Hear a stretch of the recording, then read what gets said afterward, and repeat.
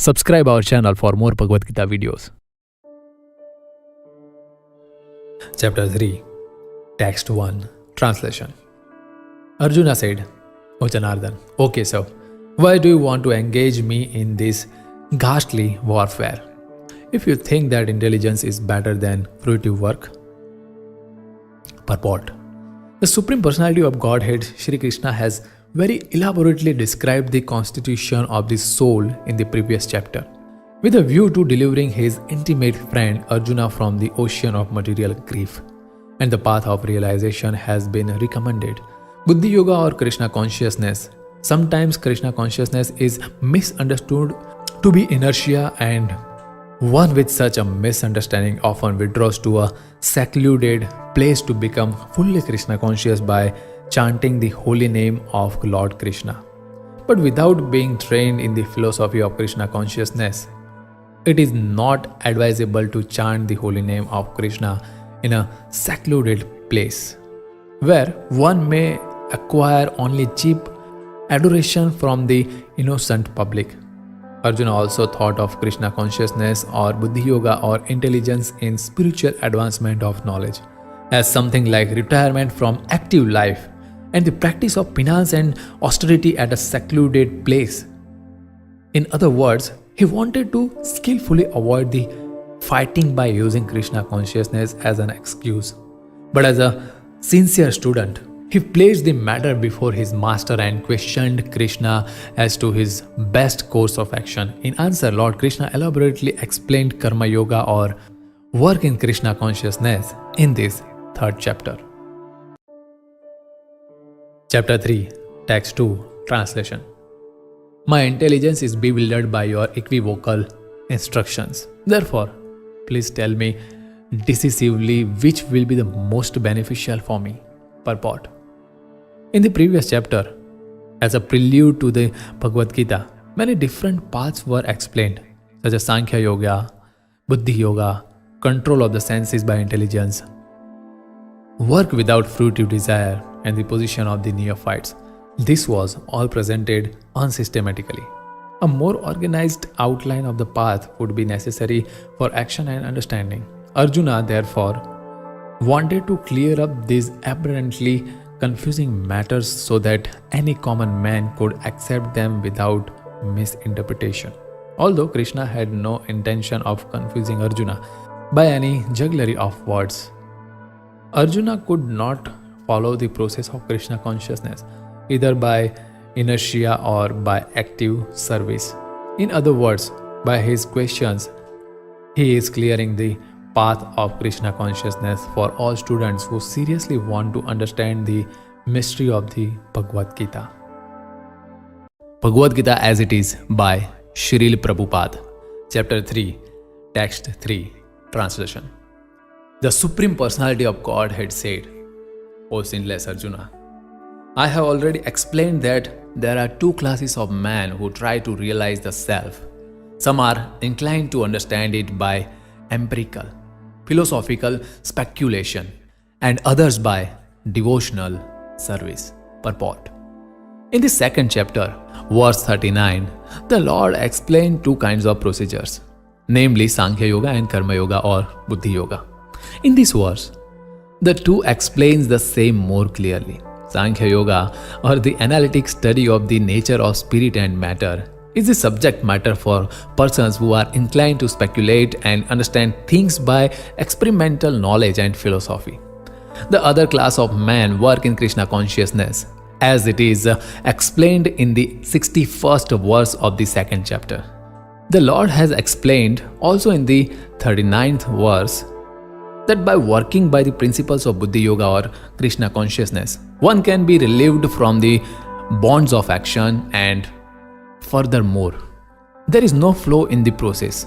The same principle is more clearly explained in the 61st verse, that this Buddhi Yoga is to depend entirely on the Supreme, or more specifically on Krishna, and in this way all the senses can be brought under control very easily. Therefore, both the yogas are interdependent, as religion and philosophy. Religion without philosophy is sentiment, or sometimes fanaticism. While philosophy without religion is mental speculation, the ultimate goal is Krishna, because the philosophers who are also sincerely searching after the absolute truth come in the end to Krishna consciousness. This is also stated in the Bhagavad Gita. The whole process is to understand the real position of the self in relation to the super self.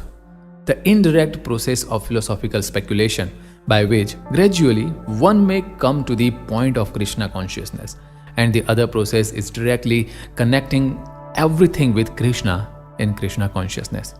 Of these two, the path of Krishna consciousness is better because it does not depend on purifying the senses by a philosophical process.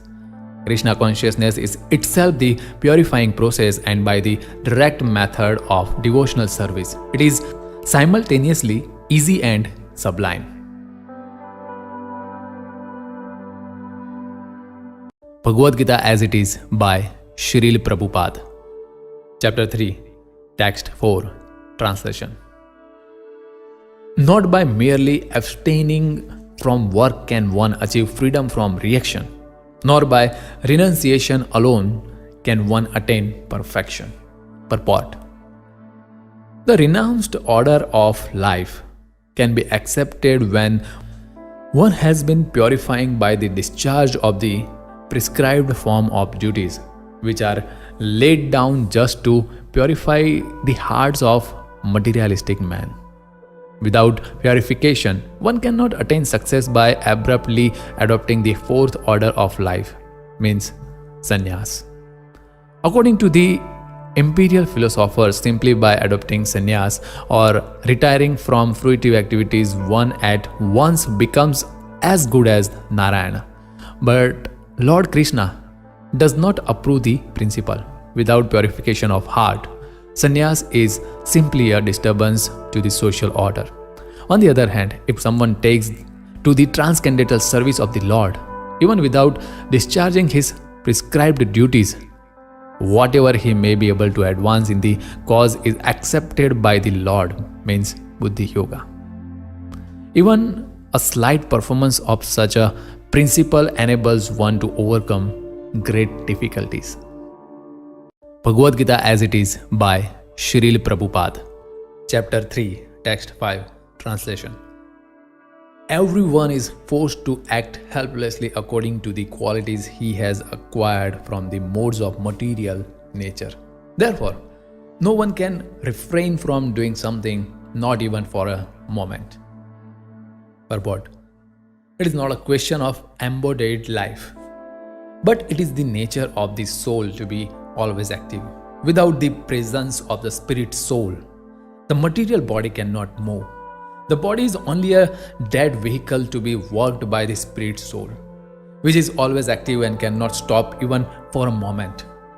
As such, the spirit soul has to be engaged in the good work of Krishna consciousness. Otherwise, it will be engaged in the occupation dictated by the illusory energy.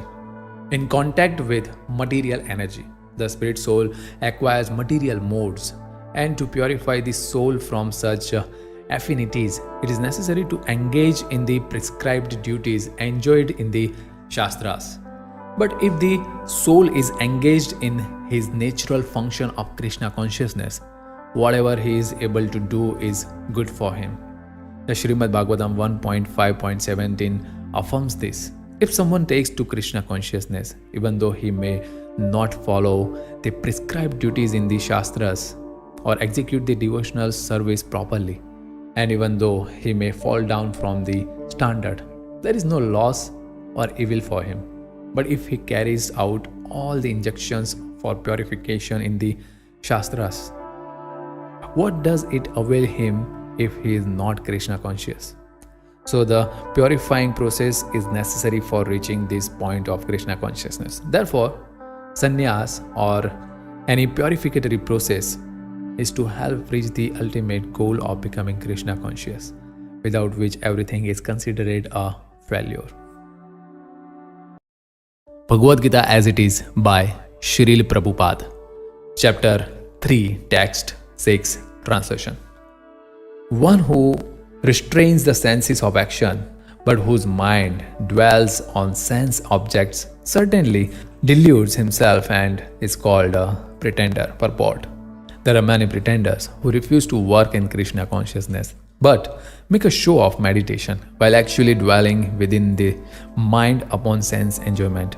Such pretenders may also speak on dry philosophy in order to bluff sophistical followers, but according to this verse, there are the greatest characters. For sense enjoyment, one can act in any capacity of the social order. But if one follows the rules and regulations of his particular status, he can make gradual process in purifying his existence. But he who makes a show of being a yogi while actually searching for the objects of sense gratification must be called the greatest cheater. Even though he sometimes speaks of philosophy, his knowledge has no value because the effects of such a sinful man's knowledge are taken away by the illusory energy of the Lord. Such a pretender's mind is always impure and therefore his show of yogic meditation has no value whatsoever. Bhagavad Gita as it is by Srila Prabhupada. Chapter 3, Text 7, Translation. On the other hand, if a sincere person tries to control the active senses by the mind and begins karma yoga in Krishna consciousness without attachment, he is by far superior. Purport. Instead of becoming a pseudo transcendentalist for the sake of wanton living and sense enjoyment, it is far better to remain in one's own business and execute the purpose of life, which is to get free from material bondage and enter into the kingdom of God. The prime Swarth Gati or goal of self-interest is to reach Vishnu. The whole institution of Varna and Ashrama is designed to help us reach this goal of life. A householder can also reach this destination by regulated service in Krishna consciousness. For self-realization, one can live a controlled life as prescribed in the Shastras and continue carrying out his business without attachment, and in that way make progress. A sincere person who follows this method is far better situated than the false pretender who adopts show bottle spiritualism to cheat the innocent public. A sincere sweeper in the street is far better than the charlatan meditator who meditates only for the sake of making a living. Bhagavad Gita as it is by Srila Prabhupada. Chapter 3, Text 8, Translation. Perform your prescribed duty, for doing so is better than not working. One cannot even maintain one's physical body without work. Purport. There are many pseudo meditators who misrepresent themselves as belonging to high percentage and great professional men who falsely pose that they have sacrificed everything for the sake of advancement in spiritual life. Lord Krishna did not want Arjuna to become a pretender. Rather, the Lord desired that Arjuna perform his prescribed duties as set forth for Kshatriyas. Arjuna was a householder and a military general, and therefore it was better for him to remain as such and perform his religious duties as prescribed for the householder Kshatriya. Such activities gradually cleanse the heart of a mundane man and free him from material contamination. So-called renunciation for the purpose of maintenance is never approved by the Lord, nor by any religious scripture. After all, one has to maintain one's body and soul together by some work. Work should not be given up capriciously without purification of materialistic propensities. Anyone who is in the material world is certainly possessed of the impure propensity for lording it over material nature, or in other words, for sense gratification. Such polluted propensities have to be cleared. Without doing so, through prescribed duties, one should never attempt to become a so-called transcendentalist, renouncing work and living at the cost of others. Bhagavad Gita as it is by Srila Prabhupada. Chapter 3, Text 9, Translation. Work done as a sacrifice for Vishnu has to be performed. Otherwise, work causes bondage in this material world. Therefore, O son of Kunti, perform your prescribed duties for his satisfaction. And in that way, you will always remain free from bondage. Purport. Since one has to work even for the simple maintenance of the body, the prescribed duties for a particular social position and quality are so made that that purpose can be fulfilled. Yajna means Lord Vishnu or sacrificial performances. All sacrificial performances also are meant for the satisfaction of Lord Vishnu. In other words, the same purpose is served whether one performs a prescribed yajna or directly serves Lord Vishnu. Krishna consciousness is therefore performance of yajna as it is prescribed in these verse. The Varnashram institution also aims at satisfying Lord Vishnu. Therefore, one has to work for the satisfaction of Vishnu. Any other work done in the material world will be a cause of bondage, for both good and evil work have their reactions, and any reaction binds the performer. Therefore, one has to work in Krishna consciousness to satisfy Krishna or Vishnu, and while performing such activities, one is in a liberated stage. This is the great art of doing work, and in the beginning, this process requires very expert guidance. One should therefore act very diligently under the expert guidance of a devotee of Lord Krishna, or under the direct instruction of Lord Krishna himself, under whom Arjuna had the opportunity to work. Nothing should be performed for sense gratification, but everything should be done for the satisfaction of Krishna. This practice will not only save one from the reaction of work, but also gradually elevate one to transcendental loving service of the Lord, which alone can raise one to the kingdom of God. Bhagavad Gita as it is by Srila Prabhupada. Chapter 3, Text 10, Translation. In the beginning of creation, the Lord of all creatures sent forth generations of man and demigods, along with sacrifices for Vishnu, and blessed them by saying, "Be thou happy by this yajna," means sacrifice, because its performance will bestow upon you everything desirable for living happily and achieving liberation. Purport. The material creation by the Lord of creatures, Vishnu, is a chance offered to the conditioned souls to come back home, back to Godhead. All living entities within the material creation are conditioned by material nature because of their forgetfulness of their relationship to Vishnu or Krishna, the Supreme Personality of Godhead. The Vedic principles are to help us understand this eternal relation as it is stated in the Bhagavad Gita. The Lord says that the purpose of the Vedas is to understand Him. In the Vedic hymns, it is said, therefore, the Lord of the living entities is the Supreme Personality of Godhead, Vishnu. In the Srimad Bhagavatam also 2.4.20, Srila Sukadeva Goswami describes the Lord as Pati in so many ways. The Prajapati is Lord Vishnu, and He is the Lord of all living creatures, all worlds and all beauties, and the protector of everyone. The Lord created this material world to enable the conditioned souls to learn how to perform yajnas, means sacrifices, for the satisfaction of Vishnu, so that while in the material world they can live very comfortably without anxiety, and after finishing the present material body, they can enter into the kingdom of God. That is the whole program for the conditioned soul. By performance of yajna, the conditioned souls gradually become Krishna conscious and become godly in all respects.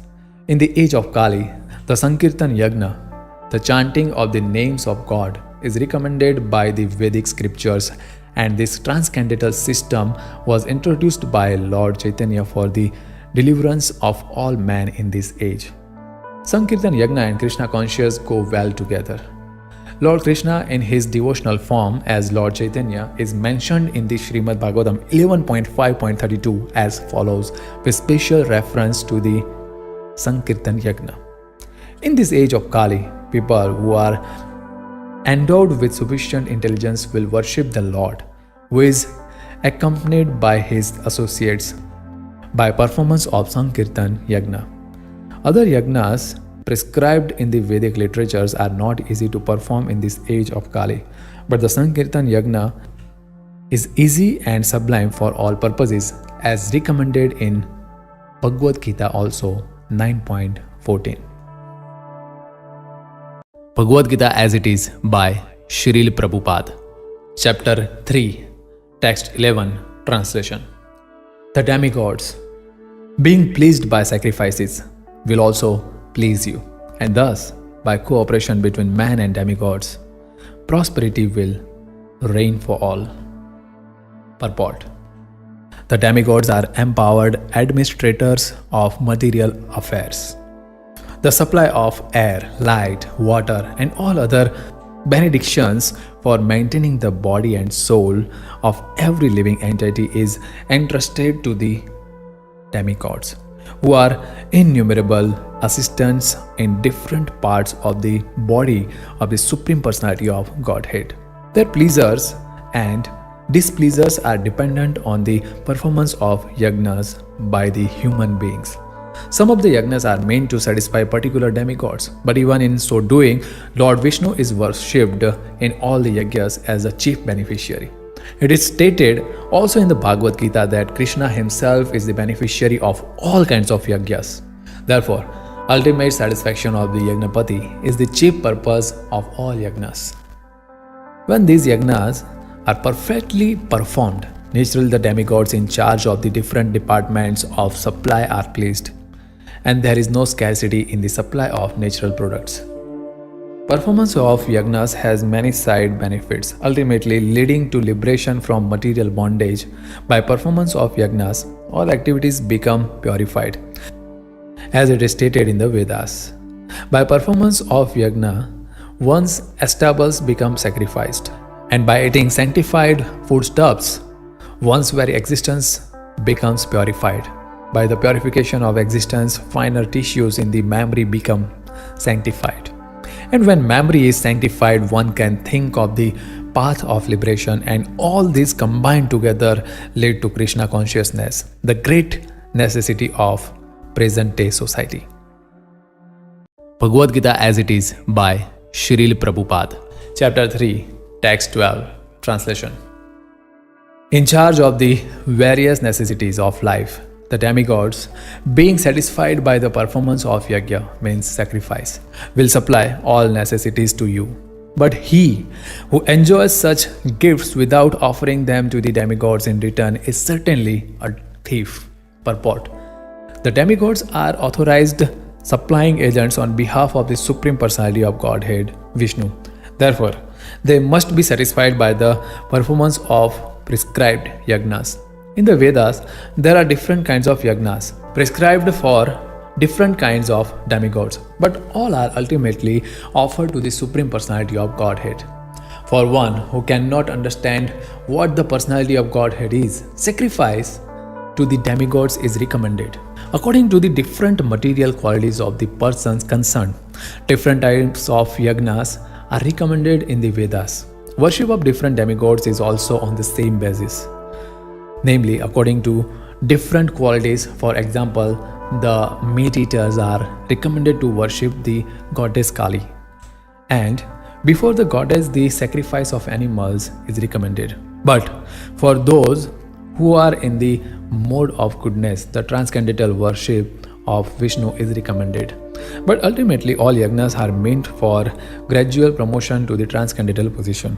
For ordinary man, at least 5 yagnas known as Panch Mahayagna are necessary.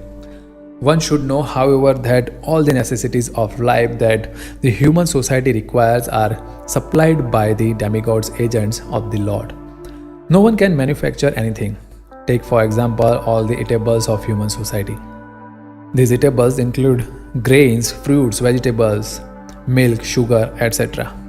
for the persons in the mode of goodness, and also eatables for the non-vegetarians like meats, none of which can be manufactured by men. Then again, take for example heat, light, water, air, etc., which are also necessities of life. None of them can be manufactured by the human society. Without the Supreme Lord, there can be no profuse sunlight, moonlight, rainfall, breeze, etc., without which no one can live. Obviously, our life is dependent on supplies from the Lord. Even for our manufacturing enterprises, we require so many raw materials like metal, sulfur, mercury, manganese, and so many essentials, all of which are supplied by the agents of the Lord, which the purpose that we should make proper use of them to keep ourselves fit and healthy for the purpose of self-realization, leading to the ultimate goal of life, namely liberation from the material struggle for existence.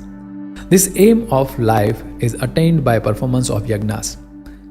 If we forget the purpose of human life and simply take supplies from the agents of the Lord for sense gratification and become more and more entangled in material existence, which is not the purpose of creation, certainly, we become thieves and therefore we are punished by the laws of material nature.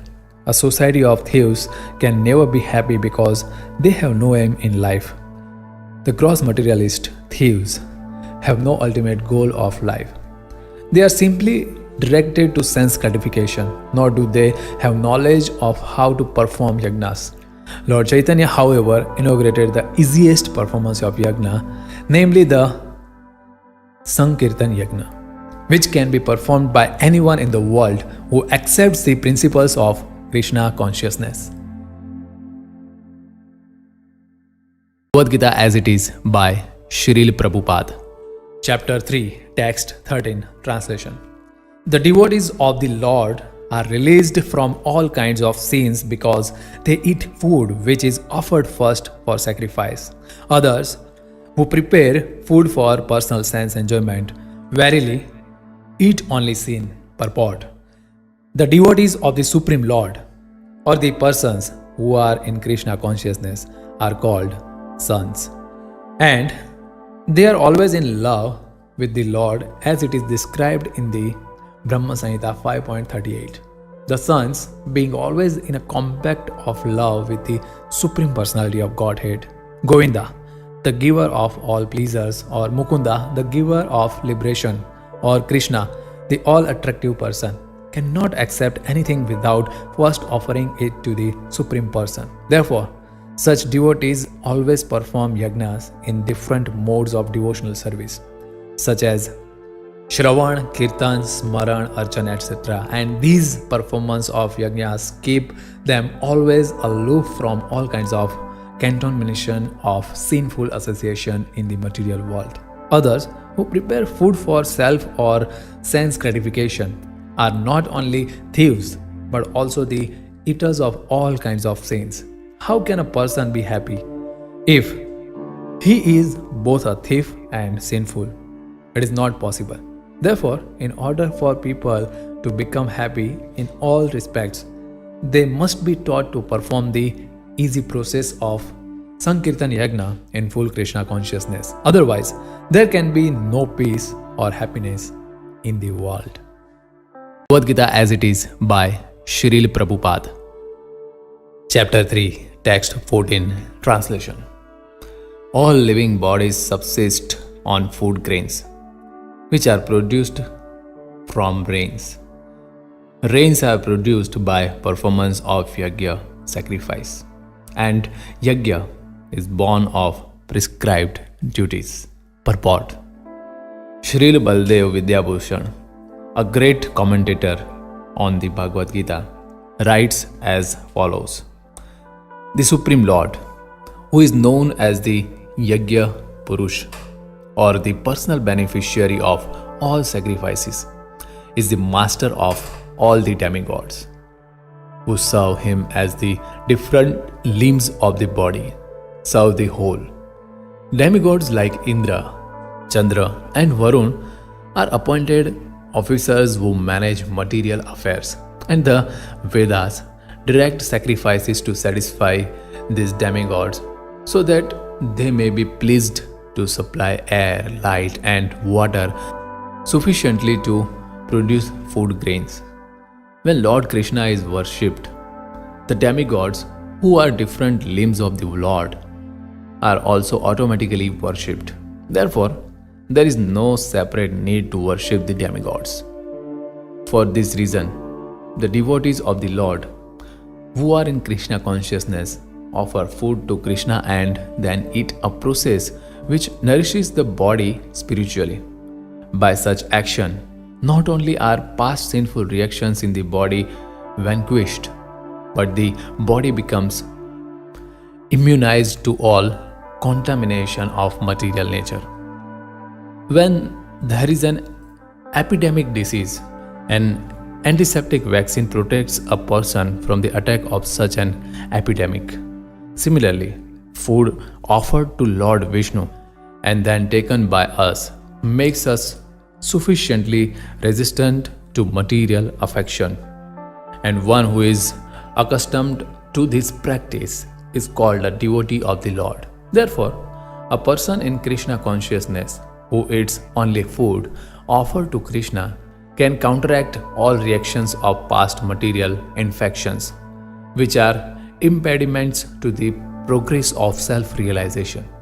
On the other hand, one who does not do so continues to increase the volume of sinful action, and this prepares the next body to resemble hogs and dogs, to suffer the resultant reactions of all sins.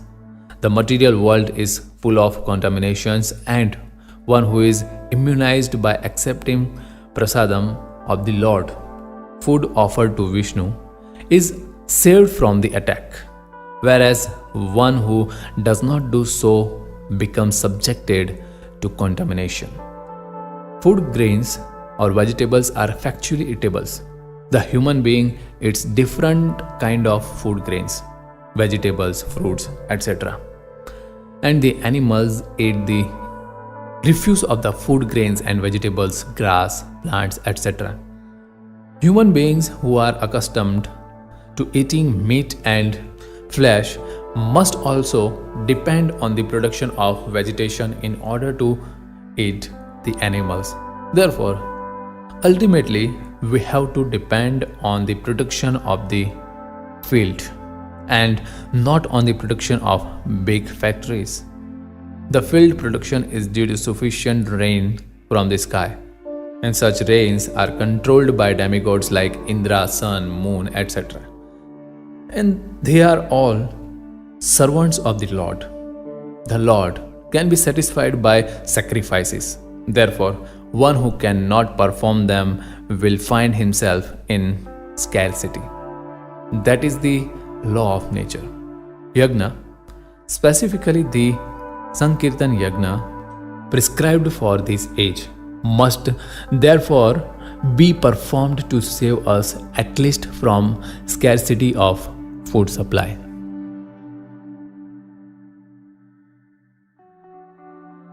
Bhagavad Gita as it is by Srila Prabhupada. Chapter 3, Text 15, Translation.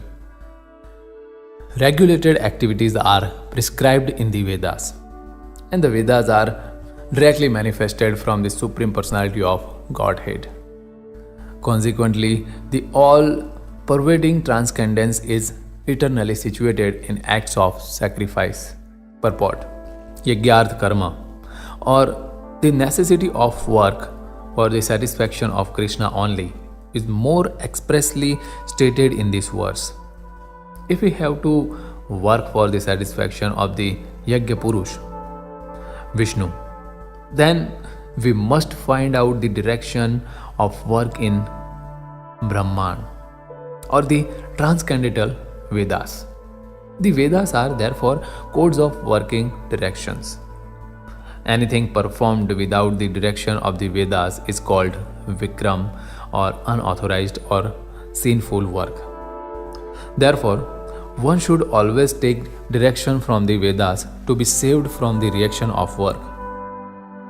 as one has to work in ordinary life by the direction of the state, one similarly has to work under direction of the supreme state of the Lord.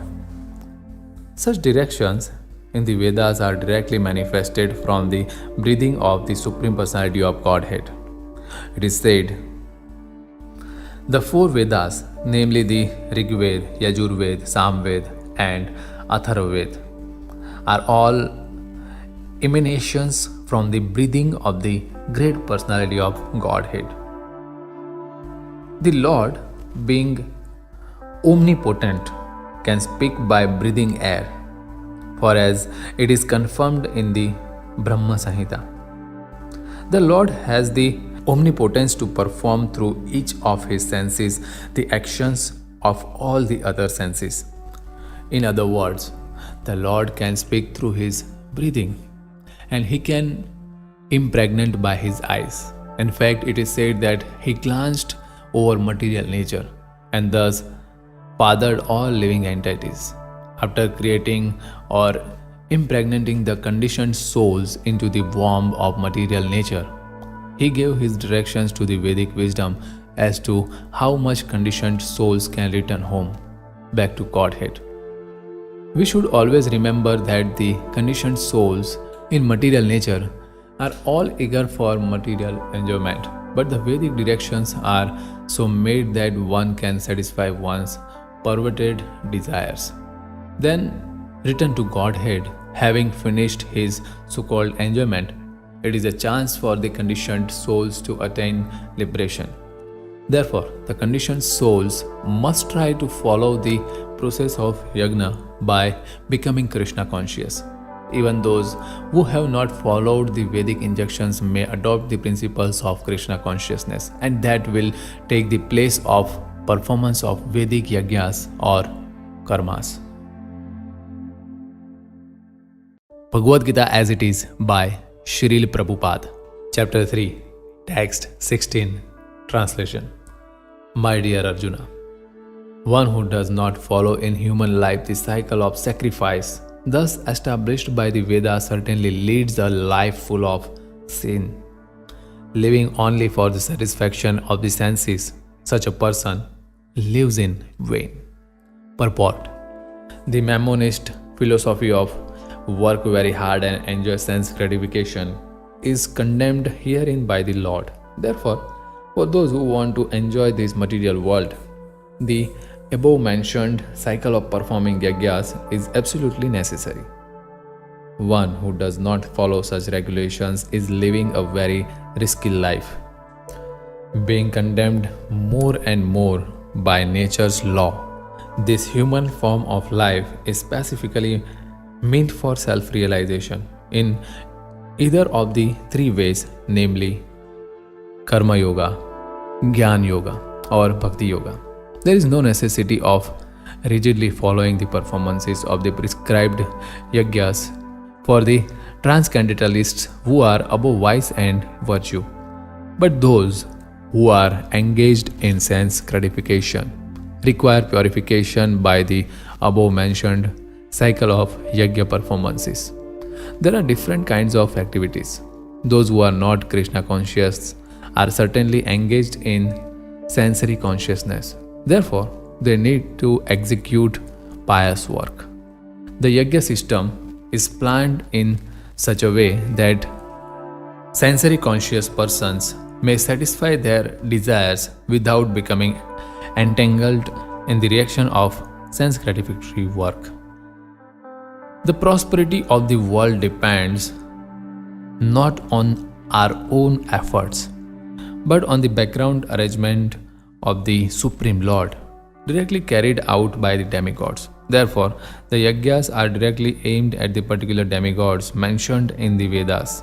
Indirectly, it is the practice of Krishna consciousness, because when one matters the performance of yajnas, one is sure to become Krishna conscious. But if by performing yajnas one does not become Krishna conscious, such principles are counted as only moral codes.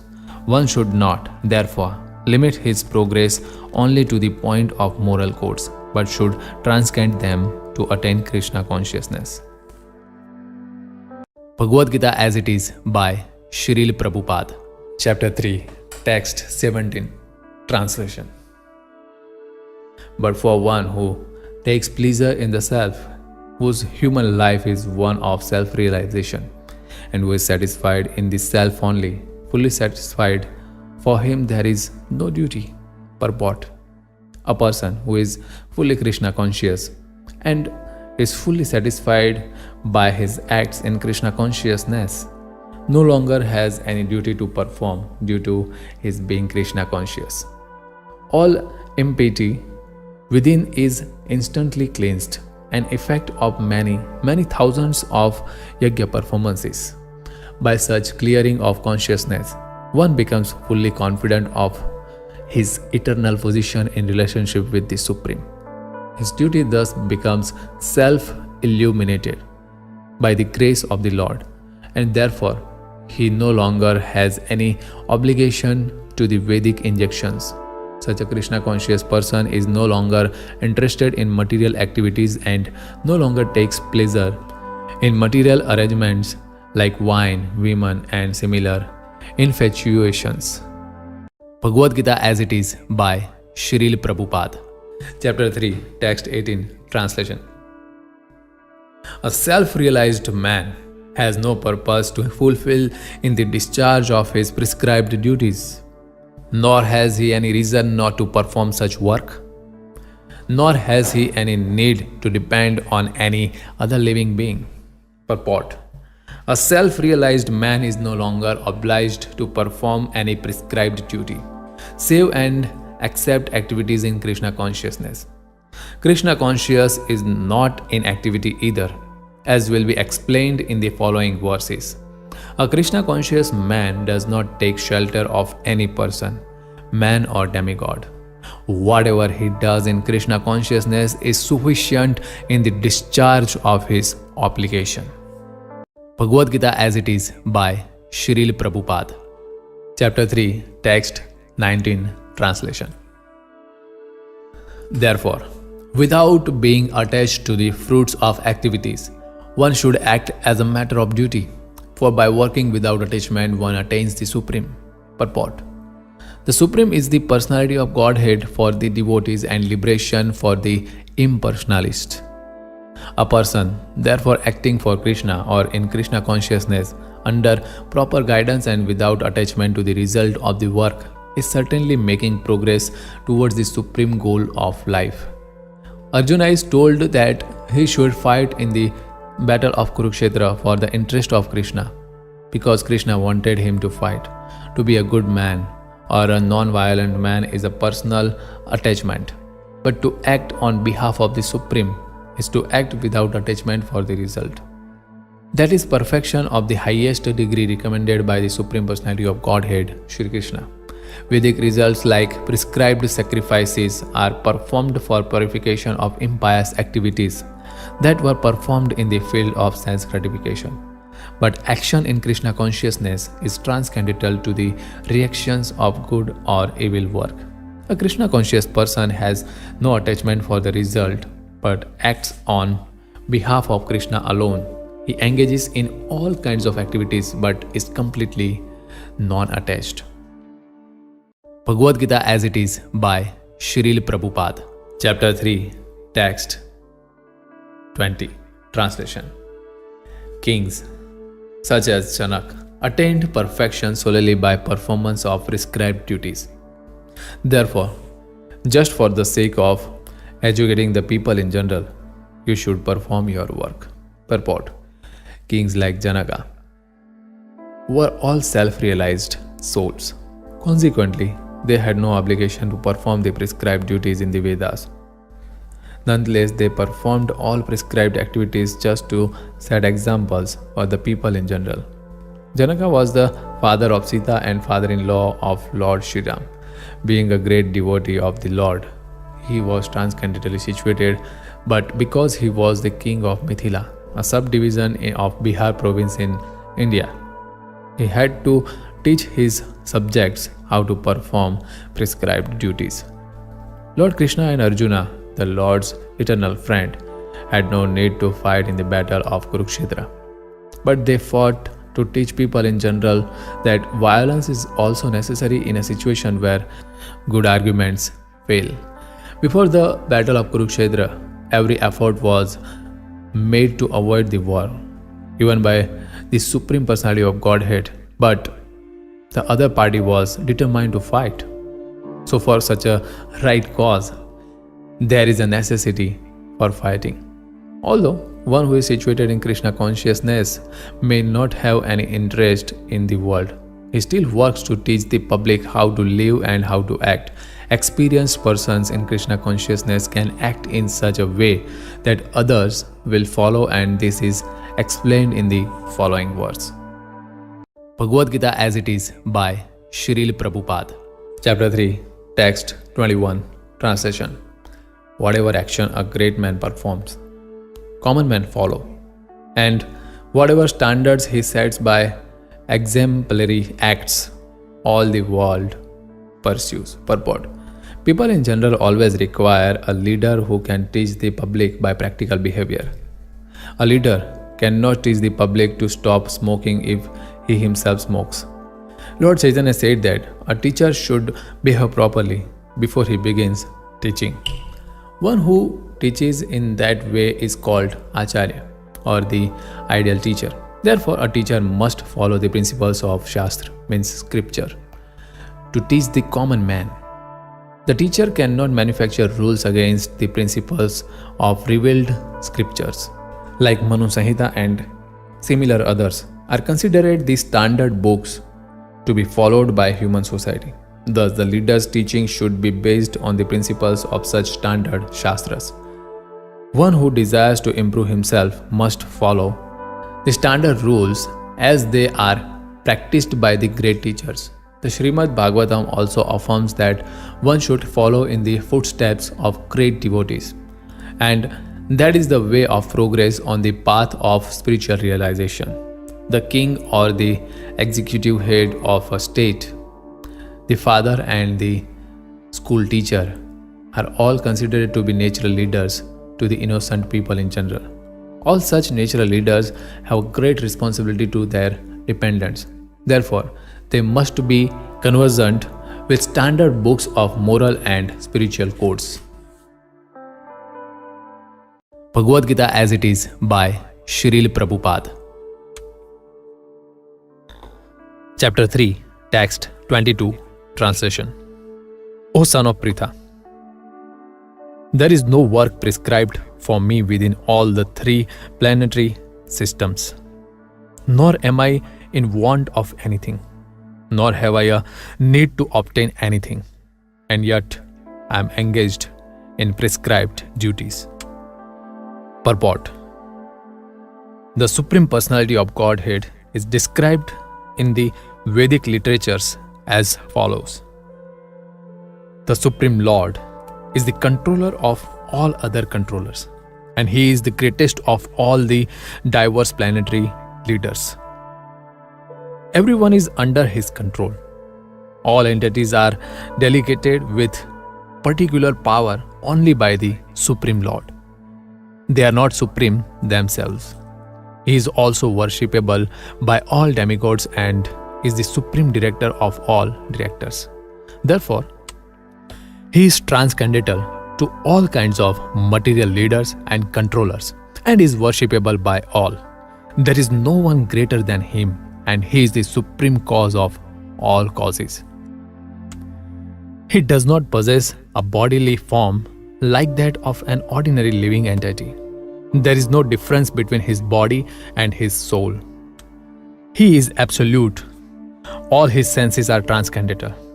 Any one of his senses can perform the action of any other sense. Therefore, no one is greater than him or equal to him. His potencies are multifarious, and thus his deeds are automatically performed as a natural sequence. Since everything is in full opulence in the personality of Godhead and is existing in full truth, there is no duty for the Supreme Personality of Godhead to perform.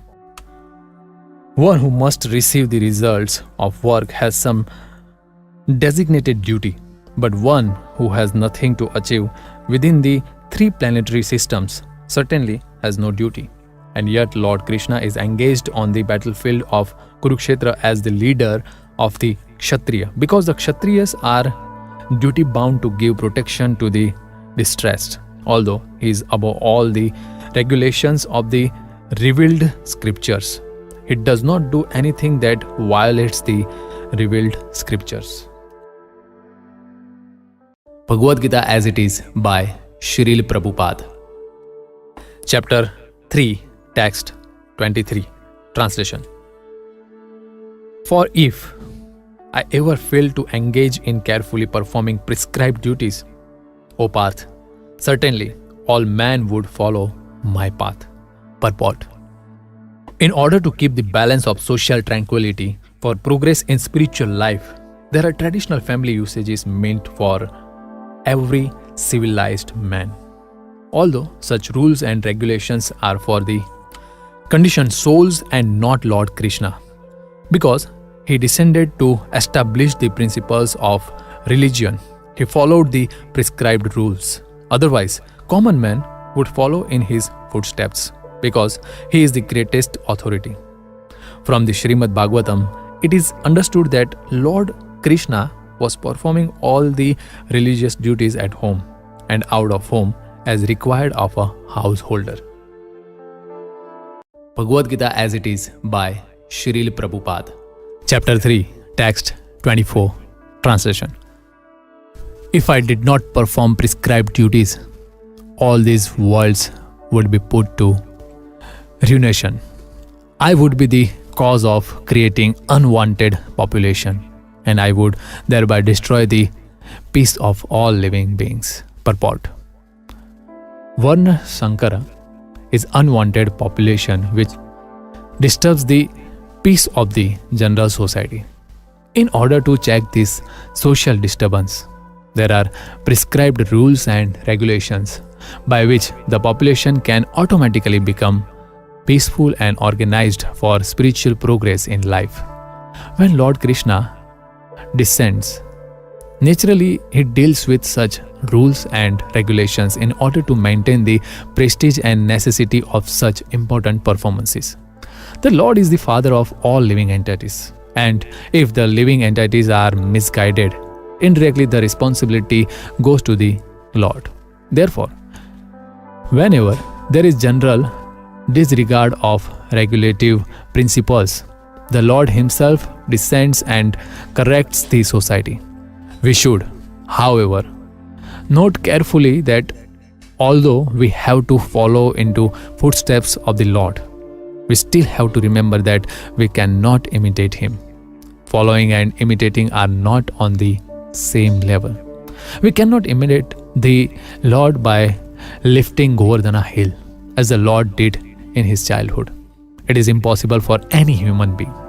We have to follow his instructions, but we may not imitate him at any time. The Srimad Bhagavatam 10.33, 30-31 affirms, one should simply follow the instructions of the Lord and his empowered servants. Their instructions are all good for us, and any intelligent person will perform them as instructed. However, one should guard against trying to imitate their actions. One should not try to drink the ocean of poison in imitation of Lord Shiva. We should always consider the position of the Ishwar, or those who can actually control the movements of the sun and moon, as superior. Without such power, one cannot imitate the Ishwars, who are super powerful. Lord Shiva drank poison to the extent of swallowing an ocean. But if any common man tries to drink even a fragment of such poison, he will be killed.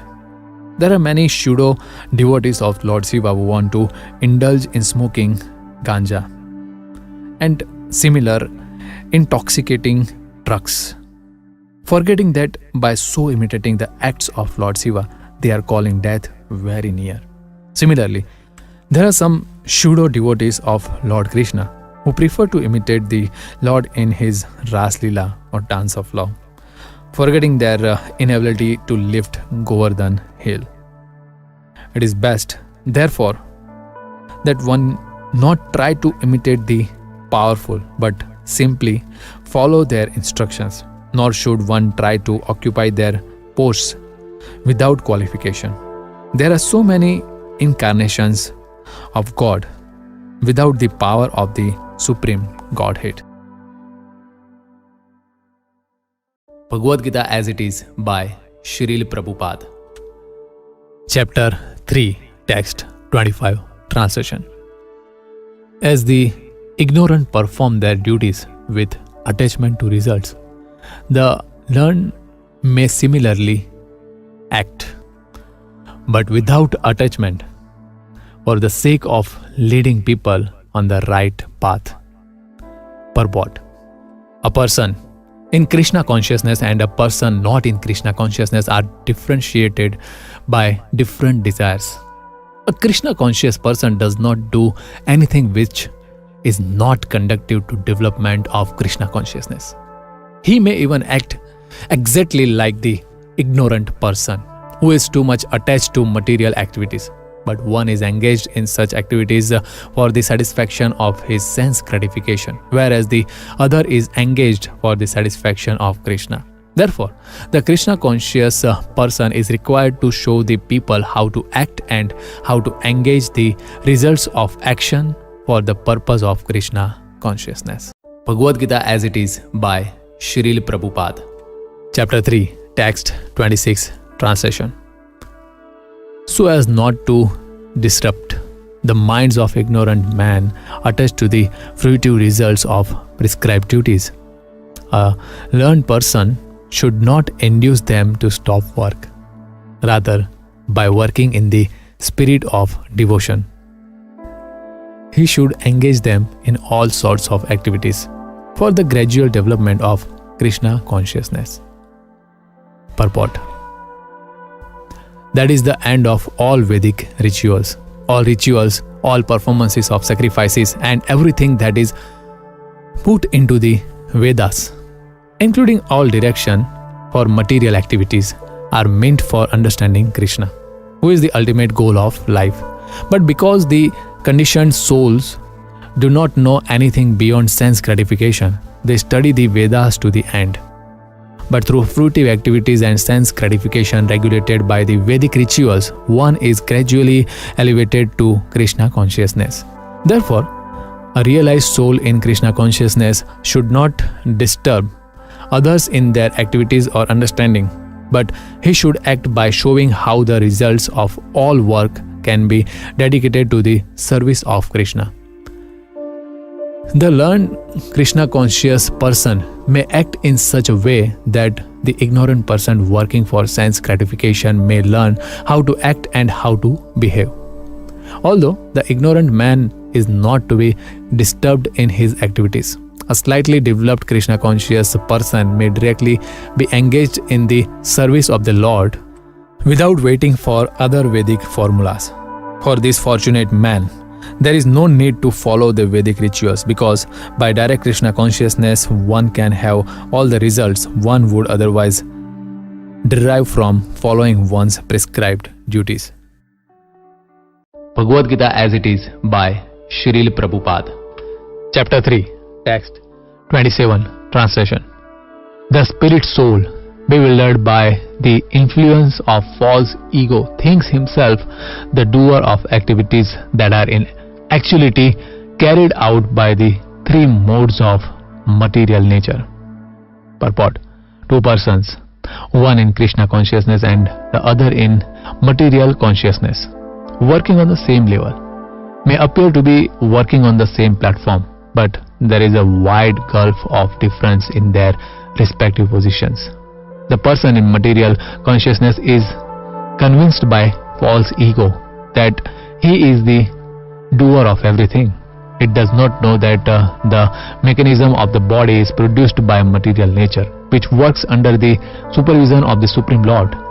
The materialistic person has no knowledge that ultimately he is under the control of Krishna. The person in false ego takes all credit for doing everything independently, and That is the symptom of his nescience. He does not know that this gross and subtle body is the creation of material nature under the order of the Supreme Personality of Godhead. And as such, his bodily and material activities should be engaged in the service of Krishna, in Krishna consciousness. The ignorant man forgets that the Supreme Personality of Godhead is known as Rishikesh, or the master of the sense of the material body, for due to his long misuse of the senses in sense gratification, he is factually bewildered by the false ego, which makes him forget his eternal relationship with Krishna. Bhagavad Gita as it is by Srila Prabhupada. Chapter 3, Text 28, Translation. One who is in knowledge of the absolute truth, O mighty armed, does not engage himself in the senses and sense gratification, knowing well the differences between work in devotion and work for fruitive results. Purport: the knower of the absolute truth is convinced of his awkward position in material association. He knows that he is part and parcel of the Supreme Personality of Godhead, Krishna, and that his position should not be in the material creation. He knows his real identity as part and parcel of the Supreme, who is eternal bliss and knowledge, and he realizes that somehow or other he is entrapped in the material conception of life. In his pure state of existence, he is meant to dovetail his activities in devotional service to the Supreme Personality of Godhead, Krishna. He therefore engages himself in the activities of Krishna consciousness and becomes naturally unattached to the activities of the material senses, which are all circumstantial and temporary. He knows that his material condition of life is under the supreme control of the Lord. Consequently, he is not disturbed by all kinds of material reactions, which he considers to be the mercy of the Lord. According to Srimad Bhagavatam, one who knows the absolute truth in three different features, namely Brahma, Paramatma and the Supreme Personality of Godhead, is called Tattvavit, for he knows also his own factual position in relationship with the Supreme. Bhagavad Gita as it is by Srila Prabhupada.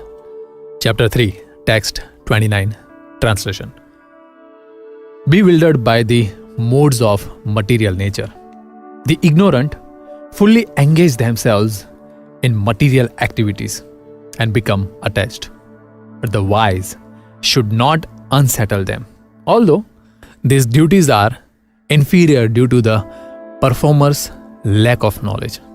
Purport: persons who are unknowledgeable falsely identify with gross material consciousness and are full of material designations.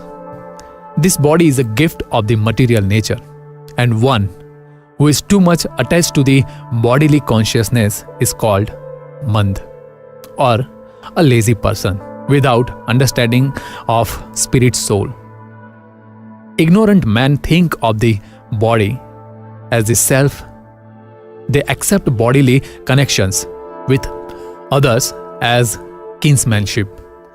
The land in which the body is obtained is their object of worship, and they consider the formalities of religious rituals to be ends in themselves. Social work, nationalism and altruism are some of the activities for such materially designated persons. Under the spell of such designations, they are always busy in the material field. For them, spiritual realization is a myth, and so they are not interested. Those who are enlightened in spiritual life, however, should not try to agitate such materially engrossed persons. Better to procedure one's own spiritual activities silently. Such bewildered persons may be engaged in such primary moral principles of life as non-violence and similar materially benevolent work. Men who are ignorant cannot appreciate activities in Krishna consciousness, and therefore Lord Krishna advises us not to disturb them and simply waste valuable time. But the devotees of the Lord are more kind than the Lord because they understand the purpose of the Lord. Consequently, they undertake all kinds of risks, even to the point of approaching ignorant man to try to engage them in the acts of Krishna consciousness, which are absolutely necessary for the human being. Bhagavad Gita as it is by Srila Prabhupada. Chapter 3, Text 30, Translation. Therefore, O Arjuna, surrendering all your works unto me, with full knowledge of me, without desires for profit, with no claims to proprietorship, and free from lethargy, fight. Purport. This verse clearly indicates the purpose of the Bhagavad Gita. The Lord instructs that one has to become fully Krishna conscious to discharge duties, as if in military discipline. Such an injunction may make things a little difficult. Nevertheless, duties must be carried out with dependence on Krishna, because that is the constitutional position of the living entity. The living entity cannot be happy independent of the cooperation of the Supreme Lord, because the eternal constitutional position of the living entity is to become subordinate to the desires of the Lord. Arjuna was therefore ordered by Shri Krishna to fight as if the Lord were his military commander. One has to sacrifice everything for the good will of the Supreme Lord, and at the same time discharge prescribed duties without claiming proprietorship. Arjuna did not have to consider the order of the Lord.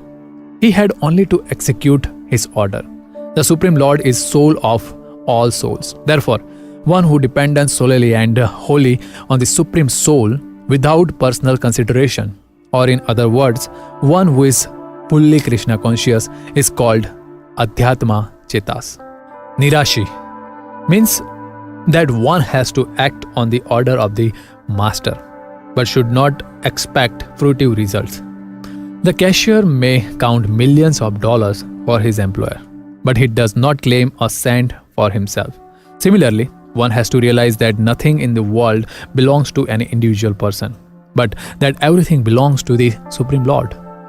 That is the real purport of my or unto me.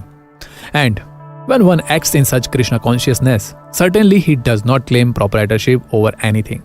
This consciousness is called Nirmam, or nothing is mine. And if there is any reluctance to execute such a stern order, which is without consideration of so-called kinsmen in the bodily relationship, that reluctance should be thrown off. In this way, one may become Vigat Jwar, or without feverish mentally or lethargy. Everyone, according to his quality and position, has a particular type of work to discharge, and all such duties may be discharged in Krishna consciousness as described above. That will lead one to the path of liberation. Bhagavad Gita as it is by Srila Prabhupada.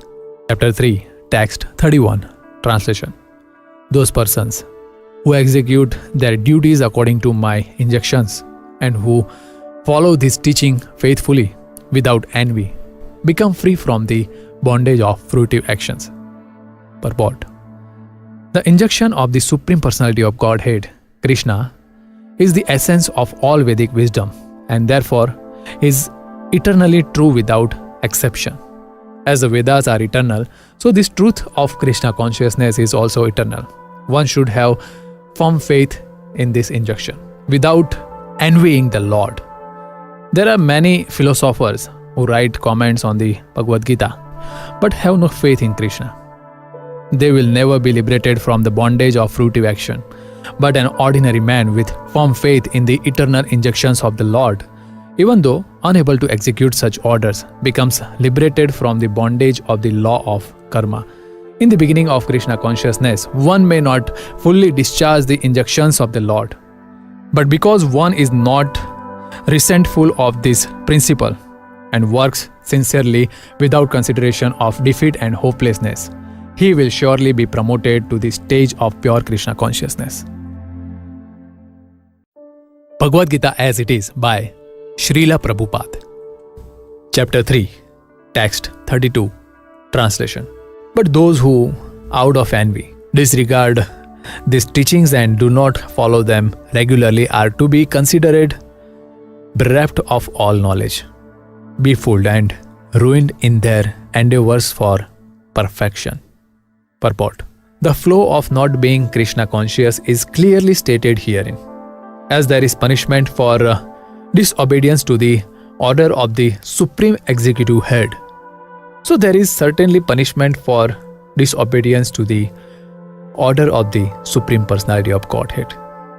A disobedient person, however great he may be, is ignorant of his own self and of the Supreme Brahma, Paramatma and the Personality of Godhead due to a vacant heart. Therefore, there is no hope of perfection of life for him. Bhagavad Gita as it is by Srila Prabhupada. Chapter 3, Text 33, Translation. Even a man of knowledge acts according to his own nature. For everyone follows the nature he has acquired from the three modes. What can repression accomplish? Purport. Unless one is situated on the transcendental platform of Krishna consciousness, he cannot get free from the influence of the modes of material nature, as it is confirmed by the Lord in the 7th chapter, 7.14. Therefore, even for the most highly educated person on the mundane plane, it is impossible to get out of the entanglement of Maya simply by theoretical knowledge or by separating the soul from the body.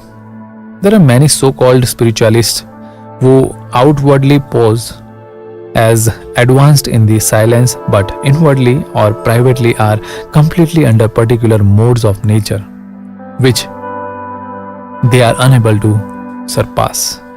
Academically, one may be very learned, but because of his long association with material nature, he is in bondage. Krishna consciousness helps one to get out of the material entanglement, even though one may be engaged in the prescribed duties in terms of material existence. Therefore, without being fully in Krishna consciousness, one should not give up his occupational duties and become a so-called yogi or transcendentalist artificially.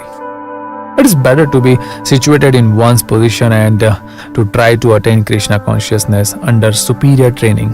Thus one may be freed from the clutches of Krishna's Maya. Bhagavad Gita as it is by Srila Prabhupada. Chapter 3, Text 34, Translation. There are principles to regulate attachment and aversion pertaining to the sense and their objects. One should not come under the control of such attachment and aversion, because they are stumbling blocks on the path of self-realization. Purport. Those who are in Krishna consciousness are naturally reluctant to engage in material sense gratification. But those who are not in such consciousness should follow the rule and regulations of the revealed scriptures. Unrestricted sense enjoyment is the cause of material engagement, but one who follows the rules and regulations of the revealed scriptures does not become entangled by the sense objects. For example, sex enjoyment is a necessity for the conditioned soul, and sex enjoyment is allowed under the license of marriage ties. According to scriptural injunctions, one is forbidden to engage in sex relationships with any woman other than one's wife. All other women are to be considered as one's mother. But in spite of such injunctions, a man is still inclined to have sex relationships with other women. These propensities are to be curbed. Otherwise, they will be stumbling blocks on the path of self realization. As long as the material body is there, the necessities of the material body are allowed, but under rules and regulations. And yet, we should not rely upon the control of such allowances. One has to follow those rules and regulations unattached to them, because practice of sense gratification under regulations may also lead one to go astray, as much as there is always the chance of an accident. Even on the royal roads, although they may be very carefully maintained, no one can guarantee that there will be no danger even on the safest road. The sense enjoyment spirit has been current a long time, owing to material association. Therefore, in spite of regulated sense enjoyment, there is every chance of falling down. Therefore, any attachment for regulated sense enjoyment must also be avoided by all means. But attachment to Krishna consciousness or acting always in the loving service of Krishna detaches one from all kinds of sensory activities. Therefore, no one should try to be detached from Krishna consciousness at any stage of life. The whole purpose of detachment from all kinds of sense attachment is ultimately to become situated on the platform of Krishna consciousness. Bhagavad Gita as it is by Srila Prabhupada. Chapter 3, Text 35, Translation. It is far better to discharge one's prescribed duties, even though faultily, than another's duties perfectly. Destruction in the course of performing one's own duty is better than engaging in another's duties, for to follow another's path is dangerous. Purport. One should therefore discharge his prescribed duties in full Krishna consciousness rather than those prescribed for others. Materially prescribed duties are duties enjoined according to one's psychological condition, under the spell of the modes of material nature. Spiritual duties are as ordered by the spiritual master for the transcendental service of Krishna. But whether material or spiritual, one should stick to his prescribed duties even up to death, rather than intimate another's prescribed duties. Duties on the spiritual platform and duties on the material platform may be different, but the principle of following the authorized direction is always good for the performer. When one is under the spell of the modes of material nature, one should follow the prescribed rules for his particular situation and should not intimidate others. For example, a Brahmana who is in the mode of godness is non-violent, whereas a Kshatriya who is in the mode of passion is allowed to be violent. As such, for a Kshatriya it is better to be vanquished following the rules of violence than to imitate a Brahma who follows the principles of non-violence. Everyone has to cleanse his heart by a gradual process, not abruptly. However, when one transcends the modes of material nature and is fully situated in Krishna consciousness, he can perform anything and everything under the direction of bona fide spiritual master. In that complete stage of Krishna consciousness, the Kshatriya may act as a Brahmana or a Brahman may act as a Kshatriya. In the transcendental stage, the distinctions of the material world do not apply. For example, Vishwamitra was originally a Kshatriya, but later on he acted as a Brahmana, whereas Parshuram was a Brahman, but later on he acted as a Kshatriya. Being transcendentally situated, they could do so. But as long as one is on the material platform, he must perform his duties according to the modes of material nature. At the same time, he must have a full sense of Krishna consciousness. Bhagavad Gita as it is by Srila Prabhupada. Chapter 3, Text 36, Translation. Arjuna said, O descendant of Vrishnavanshi, by what is one impelled to sinful acts, even unwillingly, as if engaged by force. Purport: a living entity, as part and parcel of the Supreme, is originally spiritual, pure and free from all material contaminations. Therefore, by nature, he is not subject to the sins of the material world. But when he is in contact with the material nature, he acts in many sinful ways without hesitation and sometimes even against his will. As such, Arjuna's question to Krishna is very sanguine as to the perverted nature of the living entities. Although the living entity sometimes does not want to act in sin, he is still forced to act. Sinful actions are not, however, impelled by the super soul within, but are due to another cause, as the Lord explains in the next verse. Bhagavad Gita as it is by Srila Prabhupada. Chapter 3, text 37, translation. The Supreme Personality of Godhead said, it is lust only. Arjuna, which is born of contact with the material mode of passion and later transformed into wrath, and which is the all-devouring sinful enemy of this world. Purport: when a living entity comes in a contact with the material creation, his eternal love for Krishna is transformed into lust in association with the mode of passion, or in other words, the sense of love of God becomes transformed into lust, as milk in contact with sour tamarind is transformed into yogurt. Then again, when lust is unsatisfied, it turns into wrath. Wrath is transformed into illusion, and illusion continues the material existence. Therefore, lust is the greatest enemy of the living entity, and it is lust only which induces the pure living entity to remain entangled in the material world. Wrath is the manifestation of the mode of ignorance. These modes exhibit themselves as wrath and other corollaries.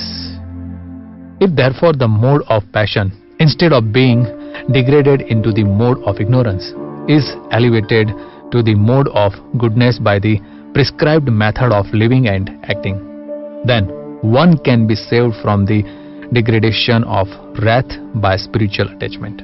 The Supreme Personality of Godhead expanded himself into many for his ever-increasing spiritual bliss, and the living entities are parts and parcels of this spiritual bliss.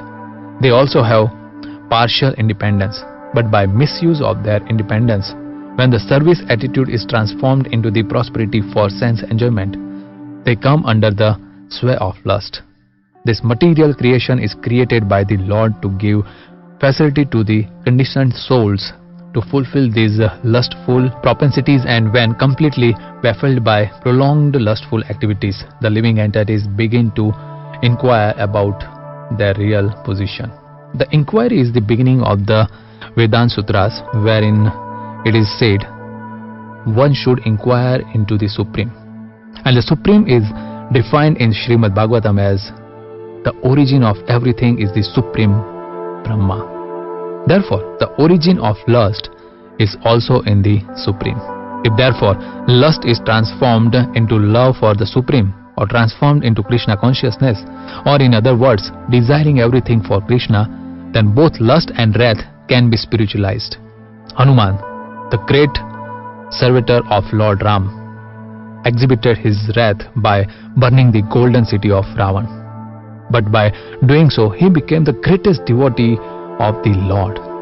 Here also in Bhagavad Gita, the Lord induces Arjuna to engage his wrath upon his enemies for the satisfaction of the Lord. Therefore, lust and wrath, when they are employed in Krishna consciousness, become our friends instead of our enemies. Bhagavad Gita as it is by Srila Prabhupada. Chapter 3, text 38, translation. As fire is covered by smoke, as a mirror is covered by dust, or as the embryo is covered by the womb, the living entity is similarly covered by different degrees of this lust. Purport: there are 3 degrees of covering of the living entity by which his pure consciousness is obscured. This covering is but lust under different manifestations like smoke in the fire, dust on the mirror and the warmth about the embryo. When lust is compared to smoke, it is understood that the fire of the living spark can be a little perceived. In other words, when the living entity exhibits his Krishna consciousness slightly, he may be likened to the fire covered by smoke. Although fire is necessary where there is smoke, there is no overt manifestation of fire in the early stage. This stage is like the beginning of Krishna consciousness. The dust on the mirror refers to a cleansing process of the mirror of the mind by so many spiritual methods. The best process is to chant the holy names of the Lord. The embryo covered by the womb is an analogy illustrating a helpless position, for the child in the womb is so helpless that he cannot even move. This stage of living condition can be compared to that of the trees. The trees are also living entities, but they have been put in such a condition of life by such a great exhibition of lust that they are almost void of all consciousness. The covered mirror is compared to the birds and beasts, and the smoke-covered fire is compared to the human being.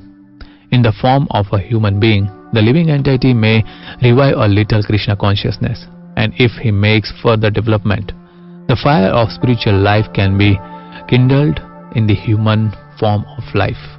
By careful handling of the smoke in the fire, fire can be made to blaze. Therefore, the human form of life is a chance for the living entity to escape the entanglement of material existence. In the human form of life, one can conquer the enemy, lust, by cultivation of Krishna consciousness under able guidance. Bhagavad Gita as it is by Srila Prabhupada, Chapter 3, Text 39, Translation. Thus the wise living entity's pure consciousness becomes covered by his eternal enemy in the form of lust, which is never satisfied and which burns like fire. Purport.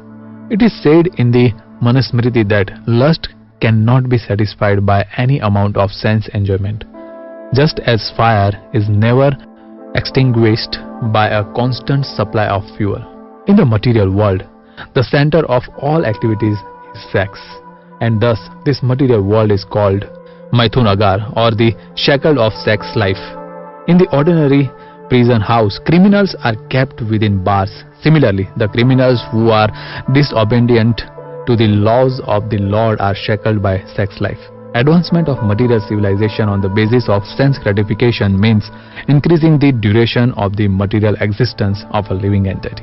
Therefore, this lust is the symbol of ignorance by which the living entity is kept within the material world.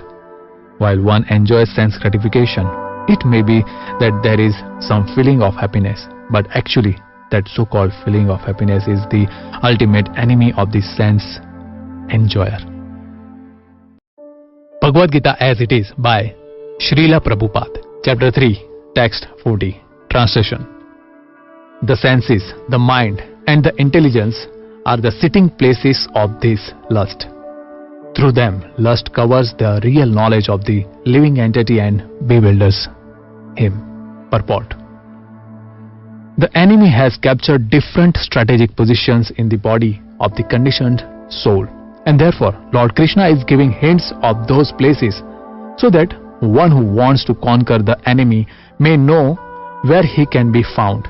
Mind is the center of all the activities of the senses, and thus when we hear about sense objects, the mind generally becomes a reservoir of all ideas of sense gratification, and as a result, the mind and the senses become the repositories of lust. Next, the intelligence department becomes the capital of such lustful propensities. Intelligence is the immediate next door neighbor of the spirit soul. Lusty intelligence influences the spirit soul to acquire the false ego and identify itself with matter, and thus with the mind and senses.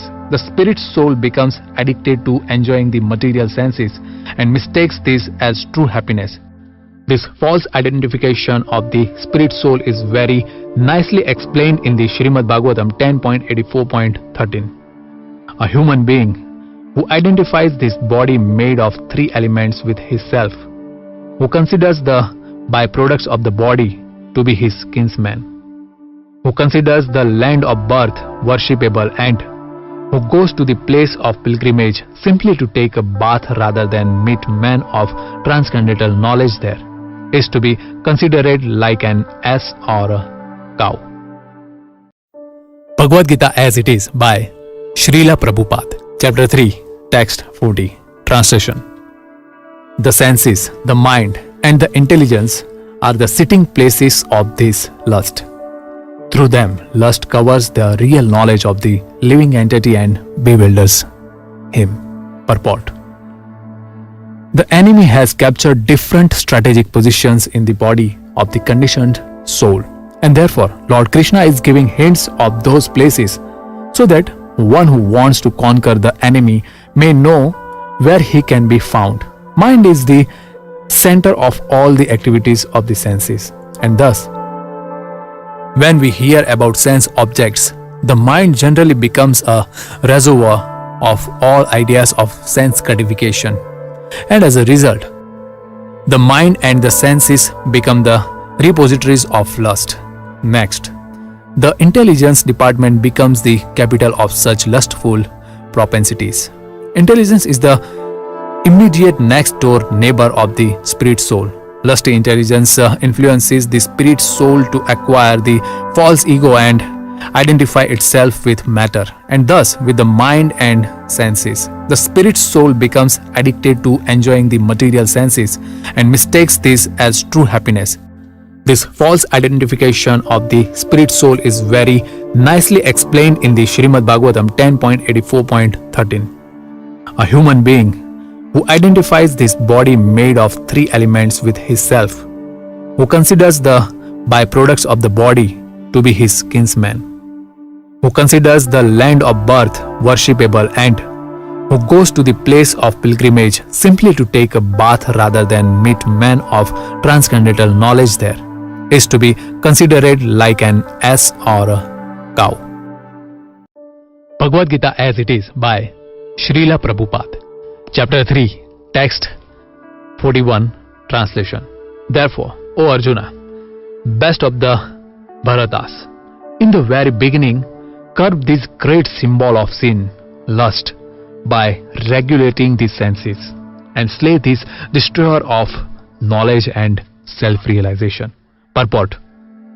The Lord advised Arjuna to regulate the senses from the very beginning so that he could curb the greatest sinful enemy, lust, which destroys the urge for self-realization and specific knowledge of the self.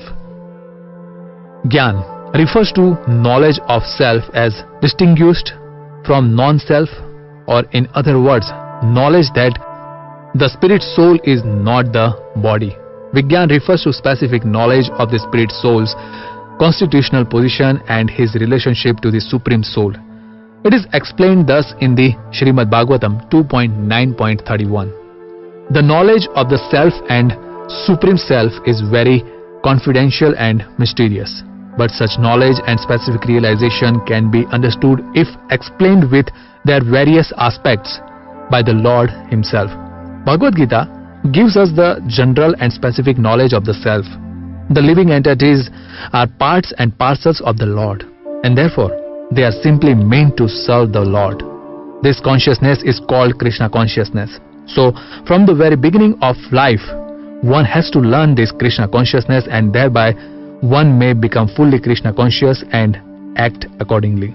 Lust is only the perverted reflection of the love of God, which is natural for every living entity. But if one is educated in Krishna consciousness, that natural love of God cannot deteriorate into lust.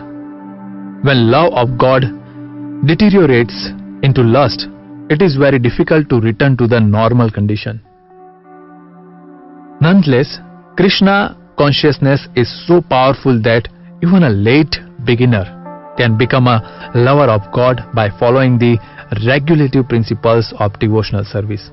So, from any stage of life or from the time of understanding its urgency, one can begin regulating the senses in Krishna consciousness, devotional service of the Lord, and turn the lust into love of Godhead, the highest perfectional stage of human life.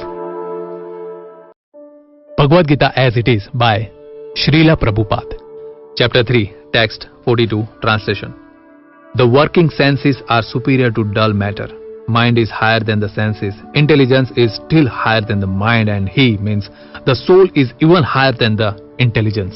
Purport. The senses are different outlets for the activities of lust. Lust is reserved within the body, but it is given vent through these senses. Therefore, the senses are superior to the body as a whole. These outlets are not in use when there is superior consciousness or Krishna consciousness. In Krishna consciousness, the soul makes direct connection with the Supreme Personality of Godhead. Therefore, the hierarchy of bodily functions as described here ultimately ends in the Supreme Soul. Bodily action means the functions of the senses, and stopping the senses means stopping all bodily actions. But since the mind is active, then even though the body may be silent and at rest, the mind will act as it does during dreaming. But above the mind is the determination of the intelligence, and above the intelligence is the soul proper. If, therefore, the soul is directly engaged with the Supreme, naturally all other subordinates, namely the intelligence, mind and senses, will be automatically engaged. In the Katha Upanishad, there is a similar passage in which it is said that the objects of sense gratification are superior to the senses, and mind is superior to the sense objects. If, therefore, the mind is directly engaged in the service of the Lord constantly, then there is no chance that the senses will become engaged in other ways. This mental attitude has already been explained. If the mind is engaged in the transcendental service of the Lord, there is no chance of its being engaged in the lower propensities. In the Katha Upanishad, the soul has been described as Mahan, the great. Therefore, the soul is above all, namely the sense objects, the senses, the mind and the intelligence. Therefore, directly understanding the constitutional position of the soul is the solution of the whole problem. With intelligence, one has to seek out the constitutional position of the soul and then engage the mind always in Krishna consciousness. That solves the whole problem. A neophyte spiritualist is generally advised to keep aloof from the objects of the senses. But aside from that, one has to strengthen the mind by use of intelligence. If by intelligence one engages one's mind in Krishna consciousness, by complete surrender unto the Supreme Personality of Godhead, then automatically the mind becomes stronger. And even though the senses are very strong, like serpents, they will be no more effective than serpents with broken fangs. But even though the soul is the master of intelligence and mind, and the senses also, still unless it is strengthened by association with Krishna in Krishna consciousness, there is every chance of falling down due to the agitated mind. Bhagavad Gita as it is by Srila Prabhupada. Chapter 3, Text 43, Translation. Thus, knowing oneself to be transcendental to the material senses, mind and intelligence, O mighty armed Arjuna, one should steady the mind by deliberate spiritual intelligence, Krishna consciousness, and thus by spiritual strength conquer this insatiable enemy known as lust. Purport. This third chapter of Bhagavad Gita is conclusively directive to Krishna consciousness by knowing oneself as the eternal servitor of the Supreme Personality of Godhead, without considering impersonal voidness the ultimate end. In the material existence of life, One is certainly influenced by propensities for lust and desire for dominating the resources of material nature. Desire for overloading and for sense gratification is the greatest enemy of the conditioned soul. But by the strength of Krishna consciousness, one can control the material senses, the mind and the intelligence. One may not give up work and prescribed duties all of a sudden, but by gradually developing Krishna consciousness, one can be situated in a transcendental position without being influenced by the material senses and the mind, by steady intelligence directed toward one's pure identity. This is the sum total of this chapter. In the immature stage of material existence, philosophical speculations and artificial attempts to control the senses by the so-called practice of yogic posture can never help a man towards spiritual life. He must be trained in Krishna consciousness by higher intelligence. Thus, and the Bhaktivedanta purports to the third chapter of the Srimad Bhagavad Gita in the matter of Karma Yoga, or the discharge of one's prescribed duty in Krishna consciousness. Subscribe our channel for more Bhagavad Gita videos.